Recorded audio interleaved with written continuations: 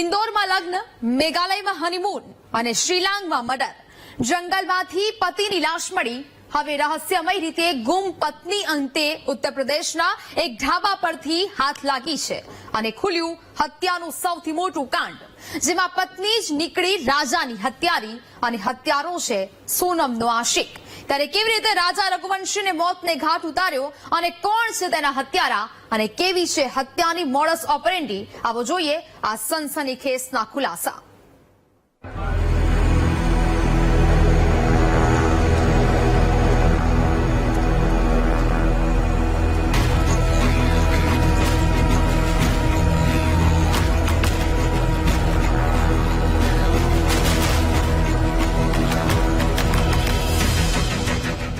ઇન્દોરમાં લગ્ન, મેઘાલયમાં હનીમૂન, શ્રીલંકામાં મર્ડર. જંગલમાંથી મળી રાજા રઘુવંશીની લાશ. હવે 17 દિવસે ગાઝીપુરથી સોનમ લાગી હાથ. ઇન્દોરના લાલા રઘુવંશીની હત્યાના ઘેરાયેલા રહસ્ય પરથી અંતે 17 દિવસે ખુલાસો થયો છે અને હત્યા અન્ય કોઈએ નહીં પરંતુ તેની પત્ની સોનમે જ કરાવી છે. અને હત્યારા સોનમનો આશિક રાજ કુશવા અને તેના 4 મિત્રો છે, જેમણે સોનમના કહેવા પર જ હત્યાને અંજામ આપ્યો છે. હત્યારાઓમાં રાજ કુશવા, વિશાલ ચૌહાણ, આકાશ રાજપૂત, આનંદ કુર્મી અને આકાશ લોધી સામેલ છે, જેમાં મુખ્ય કાવતરાખોર સોનમ અને તેનો આશિક રાજ કુશવા છે.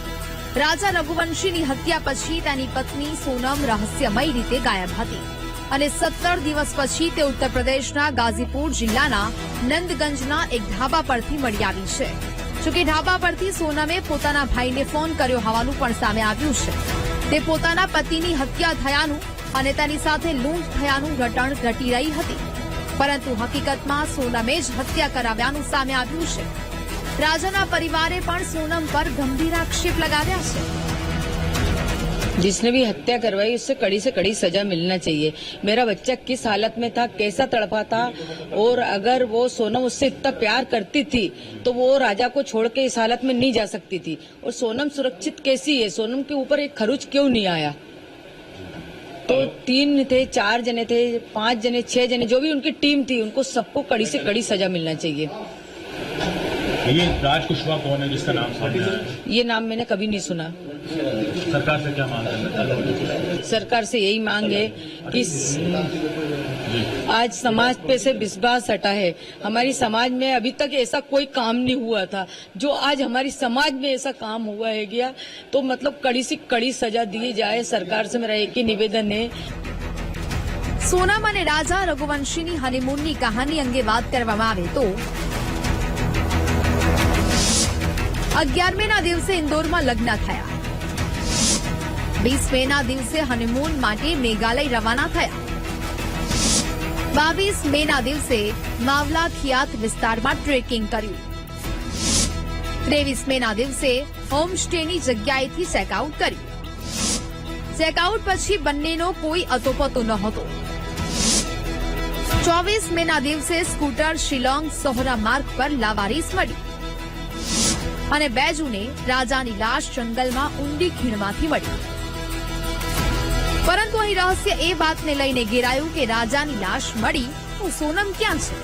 પોલીસને શંકા એટલા માટે પણ ગઈ કારણ કે રાજાના હાથમાંથી વીંટી અને ગળામાંથી ચેન ગાયબ હતી અને ત્યારથી આ કેસમાં તપાસનો ધમધમાટ શરૂ થયો હતો, જેમાં અંતે સોનમ हाथ लागता घटनाનો खुलासो થયો. देखिए, अभी जैसा कि मैं कह रहा हूं कि अभी सिर्फ अभी मेघालय जो शिलोंग पुलिस आई है उसके द्वारा जो सस्पेक्टेड आइडेंटिफाइड किए गए थे उनको केवल उनको हमने राउंड अप देकर उनको सुपुर्द किया गया है. अब हिरासत में लेकर अब इन्वेस्टिगेशन में जो फैक्ट्स आएंगे उनको मीडिया को प्रत्यक्ष से अवगत कराया जाएगा.